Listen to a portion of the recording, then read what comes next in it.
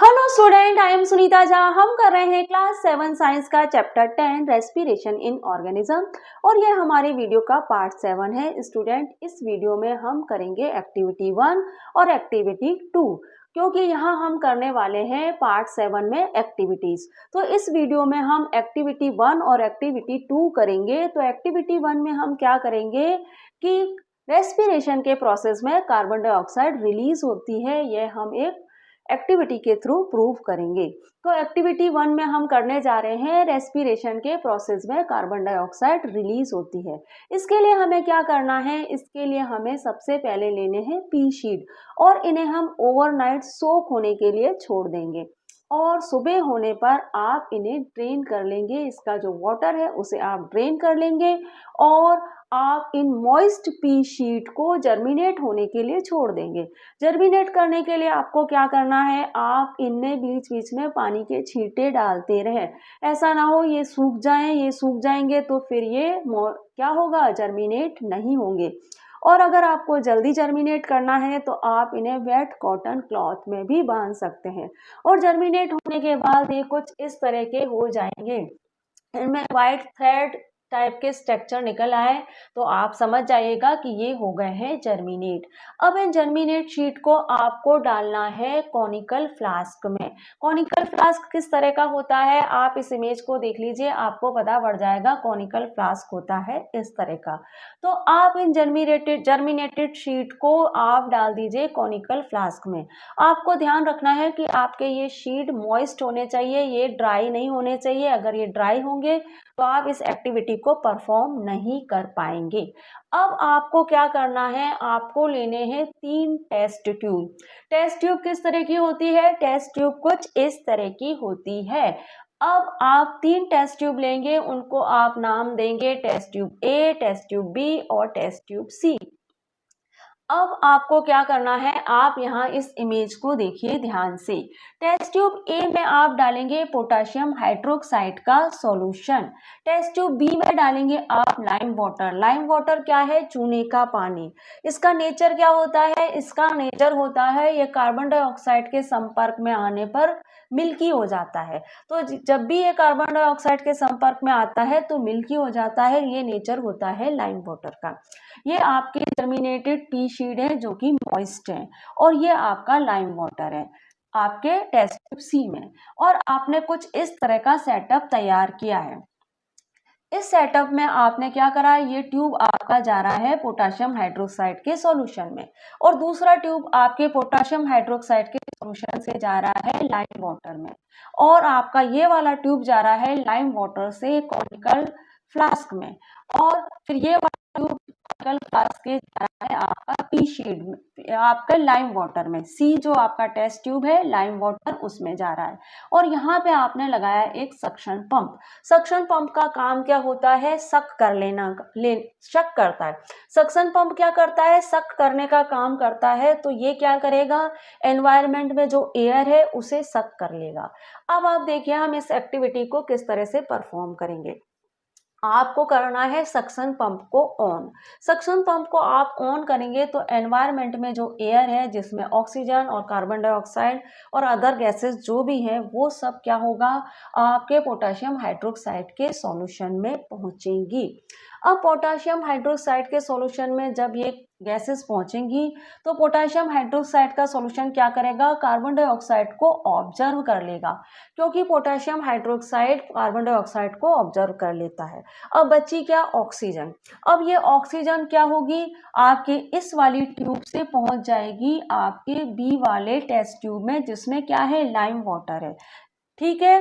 अब आपके B test tube में जहां लाइम वाटर है यहाँ पे ऑक्सीजन पहुंच गई क्योंकि कार्बन डाइऑक्साइड को तो आपके टेस्ट ट्यूब ए के पोटेशियम हाइड्रोक्साइड के सॉल्यूशन ने क्या करा है? ऑब्जर्व कर लिया है। अब क्या हुआ? ऑक्सीजन आपके यहाँ पहुंची, तो आपने कैसे जाना कि यहाँ पे सिर्फ ऑक्सीजन ही पहुंची है? क्योंकि आपका ये जो लाइम वाटर है ये मिल्की नहीं हुआ है। इसका मतलब क्या है कि यहाँ कार्बन डाइऑक्साइड नहीं पहुंच पाई है, इसीलिए आपका लाइम वाटर मिल्की नहीं हुआ है। अब क्या हुआ कि आपका ये जो ट्यूब है, इस ट्यूब से आपके ऑक्सीजन पहुंचेगी मॉइस्ट जर्मिनेट पी शीट में। ऑक्सीजन पहुंची है मॉइस्ट जर्मिनेट पी शीट में क्योंकि आपका सक्शन पंप ऑन है और एयर को सक कर रहा है। अब आपकी जब oxygen germinate moist P sheet में पहुंची तो उसने क्या करा, क्योंकि इनमें ग्लूकोज है, तो इस ग्लूकोज के साथ जब ऑक्सीजन ने रिएक्शन किया तो क्या हुआ, इस ग्लूकोज के साथ ऑक्सीजन ने रिएक्शन किया तो कार्बन डाइऑक्साइड प्रोड्यूस हुई और इस वाले ट्यूब के थ्रू ये पहुंच गई आपके टेस्ट ट्यूब सी में। अब यहाँ पे जैसे ही कार्बन डाइऑक्साइड पहुंची तो आपका लाइम वाटर क्या हुआ, मिल्की हो गया, क्योंकि कार्बन डाइऑक्साइड प्रोड्यूस होने पर आपके टेस्ट ट्यूब सी में पहुंच चुकी है। तो इससे आपने क्या जाना, इससे आपने यह जाना कि जब कार्बन डाइऑक्साइड के कांटेक्ट में आने पे लाइम वाटर मिल्की हो गया है, तो आपने ये जाना कि रेस्पिरेशन के प्रोसेस में जब ऑक्सीजन और ग्लूकोज आपस में रिएक्ट करते हैं तो कार्बन डाइऑक्साइड प्रोड्यूस होती है, इसीलिए आपका लाइम वाटर मिल्की हुआ है। तो इस एक्टिविटी से हमने यह समझा। अब स्टूडेंट बोर्ड पे जो लिखा है वह भी हम पढ़ लेते हैं। Carbon dioxide is release during respiration. यहाँ पे कहा जा रहा है कि रेस्पिरेशन के प्रोसेस में कार्बन डाइऑक्साइड रिलीज होती है, वह हम इस एक्टिविटी के थ्रू समझेंगे। Soak some pea seeds in water overnight. यहाँ पे कहा जा रहा है कि कुछ पी शीट लीजिए और उन्हें ओवरनाइट सोक होने के लिए छोड़ दीजिए। Next morning, drain the water and keep the sheets moist until they start germinated. अब यहाँ पे कहा जा रहा है कि नेक्स्ट मॉर्निंग क्या करिए, वाटर को ड्रेन कर दीजिए और मॉइस्ट शीट को जर्मिनेट होने के लिए छोड़ दीजिए। अब मॉइस्ट शीट को जर्मिनेट होने के लिए छोड़ रहे हैं तो आपको इस बात का ध्यान रखना है कि वो ड्राई ना हो जाए। बीच बीच में आप उन पर पानी के छींटे मारते रहे या फिर वेट क्लॉथ में उनको बांध के रख दीजिए, वो जल्दी से जर्मिनेट हो जाएंगे। उनमें व्हाइट कलर के थ्रेड टाइप के स्ट्रक्चर निकल आएंगे, तो आप समझ जाइए कि वह हो गए हैं germinate. Set up the apparatus as shown in figure. और आप एक अपरेटस सेट करिए जैसा कि यहाँ पे फिगर में दिया गया है।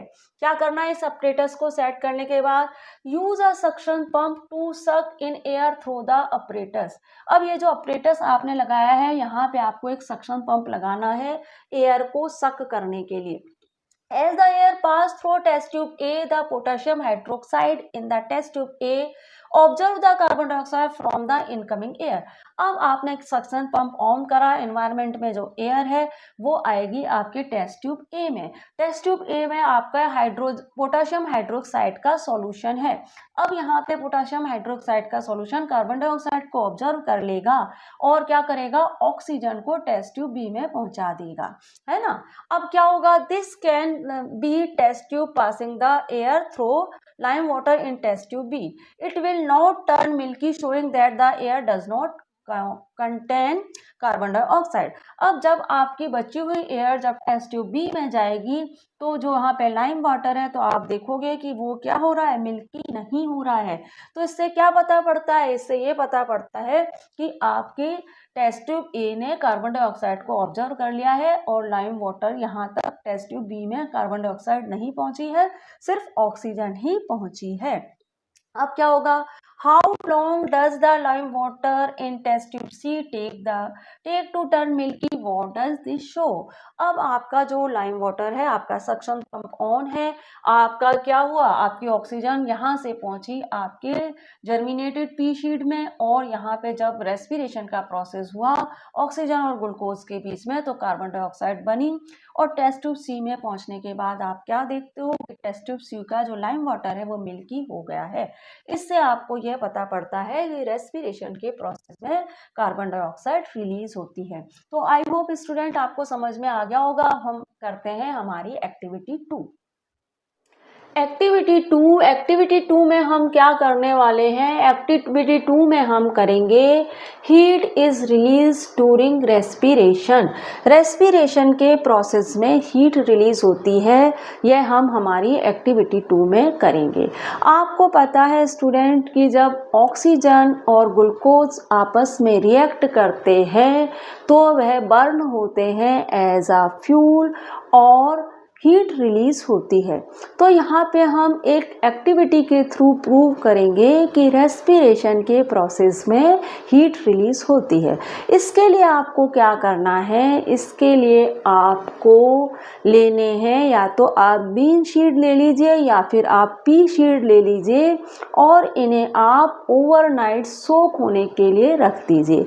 फिर आप नेक्स्ट मॉर्निंग क्या करिए, इसके वाटर को ड्रेन कर दीजिए और ये जो आपने बीन शीट लिए हैं इनमें से आप हाफ तो बॉईल होने के लिए रख दीजिए और बाकी के आप क्या करिए, जर्मिनेट होने के लिए छोड़ दीजिए। जर्मिनेट करने के लिए आपको क्या करना है, इसमें बीच बीच में पानी के छींटे मारते रहना है ताकि ये ड्राई ना हो। और जल्दी जर्मिनेट करने के लिए आप क्या करें, इनको वेट कॉटन क्लॉथ में बांध के रख दीजिए और कुछ घंटों बाद ये जर्मिनेट हो जाएंगे। अब आपको क्या करना है, आपको लेने हैं दो थर्मोस फ्लास्क। किस तरह के होते हैं थर्मोस फ्लास्क होते हैं कुछ इस तरह के। आपको दो थर्मोस फ्लास्क लेने हैं। अब आप क्या करिए, जो आपने बीन शीट लिए हैं उनको तो आप डालिए फ्लास्क ए में। वहाँ पे आप लेबल लगा दीजिए फ्लास्क ए। फ्लास्क ए में आपने क्या डाले हैं, जर्मिनेटेड बीन शीट। और आप फ्लास्क बी में डालिए आपके बॉइल्ड बीन शीट आप डाल दीजिए फ्लास्क बी में। अब आप क्या करिए, एक कॉटन वूल लीजिए, आप दो कॉटन वूल के गोले लीजिए और उनको मॉइस्ट कर लीजिए और उनको मॉइस्ट करके इन दोनों फ्लास्क के माउथ पर लगा दीजिए। ठीक है, आपने क्या करा, आपने दो फ्लास्क लिए, एक को फ्लास्क ए नाम दिया, दूसरे को फ्लास्क बी नाम दिया। ए फ्लास्क में आपने जर्मिनेटेड बीन शीट डाले और बी फ्लास्क में आपने बॉयल बीन शीट डाले और इन दोनों के माउथ में हमने क्या करी, मॉइस्ट कॉटन लगा दी। इससे क्या होगा, मॉइस्ट कॉटन लगाने से क्या होगा, ये जो आपके बीन शीट है ये मॉइस्ट रहेंगे और साथ में इनमें एयर भी आती रहेगी। ठीक है, अब आपने क्या करा, इसमें इन दोनों फ्लास्क में आपने दो थर्मामीटर लिए और उन्हें इंसर्ट कर दिया इन दोनों फ्लास्क में और आपने उन्हें कुछ इस तरह से हैंग कर दिया किसी सेटअप पे। देखिए यहाँ पे इस इमेज में देखिए कि इस तरह से आपने इन दोनों फ्लास्क को हैंग कर रखा है किसी सेटअप में। अब आप देखिए कि यहाँ पे समझ आ रहा है, एक है आपके जर्मिनेटेड बीन शीट जिसमें लगी है मॉइस्ट कॉटन वूल और उसमें थर्मामीटर इंसर्ट हो रहा है। दूसरी है आपके बी फ्लास्क में आपके है बॉइल्ड बीन शीट, जहाँ पे क्या हो रहा है, जिसमें भी मॉइस्ट कॉटन वूल लगी है और थर्मामीटर इंसर्ट हो रहा है। अब आप क्या करें, आप यहाँ पे क्या करें, आपके जो एक वीक के अंदर ये जो आपके जर्मिनेटेड ए फ्लास्क वाले जो बीन शीट है उसका टेम्परेचर नापिए बिगनिंग से लेके 1 वीक तक, और आपका जो बॉयल बीन शीट है उनका भी टेम्परेचर नापिए आप बिगनिंग से लेके पूरे 1 वीक तक। फिर आप क्या ऑब्जर्व करेंगे, आप ऑब्जर्व करेंगे कि जो फ्लास्क बी है जिसमें बॉयल बीन शीट है उनका टेम्परेचर राइज नहीं हो रहा है, लेकिन जो फ्लास्क ए है जिसमें जर्मिनेटेड बीन शीट है उसका टेम्परेचर राइज हो रहा है। इससे क्या पता पड़ता है, इससे ये पता पड़ता है कि रेस्पिरेशन के प्रोसेस में हीट रिलीज होती है। अब आपको मैं यहाँ पे पढ़ के बता देती हूँ, देखिए यहाँ पे क्या लिखा है, heat is release during respiration. Respiration के प्रोसेस में हीट रिलीज होती है, ये हम एक्टिविटी के थ्रू प्रूव कर रहे हैं। सोक सम शीट इन वाटर ओवरनाइट, कुछ शीट लीजिए और उन्हें ओवरनाइट सोक होने के लिए छोड़ दीजिए। Next morning drain water and keep the seed moist till they start germinating. Next morning क्या करिए, वाटर को ड्रेन करिए और जो मॉइस्ट सीड है उनको जर्मिनेट होने के लिए छोड़ दीजिए। ठीक है, लेकिन आपको क्या करना है, boil half of the seed so that germination stop in them. अब आपको क्या करना है कि कुछ सीड इसमें से ले लीजिए और उनको बॉईल कर लीजिए ताकि उनमें जो जर्मिनेशन का जो प्रोसेस है वो स्टॉप हो जाए।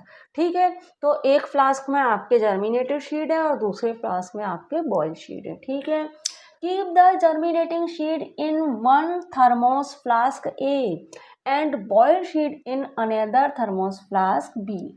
आपने क्या करा, जर्मिनेटेड सीड को तो आपने डाला फ्लास्क ए में और बॉइल्ड शीट को आपने डाला फ्लास्क बी में। Put moist cotton wool on the mouth of the both flask.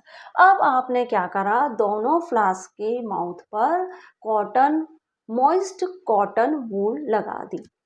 अच्छा, till will keep the seed moist and allow air to enter the flask. इससे क्या होगा, आपके जो शीड हैं वो मॉइस्ट रहेंगे और एयर भी अलाउ होती रहेगी, आपके फ्लास्क में एयर भी एंटर होती रहेगी। Insert thermometer in both flask and keep the flask as shown in figure। अब आपको क्या करना है, इन दोनों फ्लास्क में थर्मामीटर इंसर्ट करना है जैसा कि यहाँ पे फिगर में दिखाया गया है। आप फिगर में देख रहे हो कि थर्मामीटर इंसर्ट करने के बाद आपको इनको कुछ इस तरह से रखना है। Measure the temperature of the flask at the beginning of the experiment and each day for a week. अब आपने जब एक्सपेरिमेंट की जो बिगनिंग है, जो उसका फर्स्ट डे है, उससे एक वीक तक आपको इन दोनों फ्लास्क का टेम्परेचर मेजर करना है। रिकॉर्ड योर ऑब्जर्वेशन, अपने ऑब्जर्वेशन को रिकॉर्ड कीजिए। Why is there a rise in temperature in flask A. ऐसा क्यों हो रहा है कि फ्लास्क ए का जो टेम्परेचर है वो राइज हो रहा है but not in flask B. What does this show. लेकिन जो फ्लास्क बी है उसका टेम्परेचर राइज नहीं हो रहा, तो ये क्या बताता है, ये यह बताता है कि जो रेस्पिरेशन का जो प्रोसेस है उसमें हीट रिलीज हो रही है।